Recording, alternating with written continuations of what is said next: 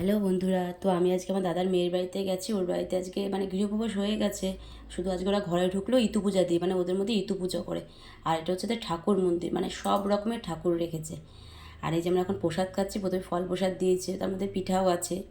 আর এই ছোটনদির মেয়েও চলে এসেছে, আর এই যে বোনের মেয়েকে আজকে সাথে করে নিয়ে এসেছি, তো সোনামা আসেনি বলে। আর ইতু পূজার হচ্ছে মেন প্রসাদ হচ্ছে এই যে নবান্ন। আর এই যে পাকুর শাশুড়িকে আমি সল্টু বলি। এত সুন্দর নবান্নটা বানায়, বলার মতন না।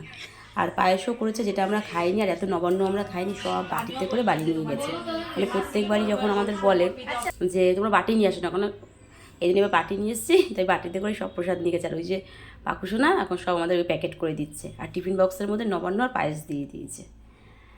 আর এখানে অনেক কথা হচ্ছিলো, যেটা আমি মিউট করে দিই, পরে ভয়েস দিচ্ছি, বলা যাবে না, এত হাসাহাসি হচ্ছিল। আর এই পাকুর একটা চ্যানেল আছে, নাম হচ্ছে সমর্পিতা অফিসিয়াল। সবাই একটু ওকে সাবস্ক্রাইব করে দিও।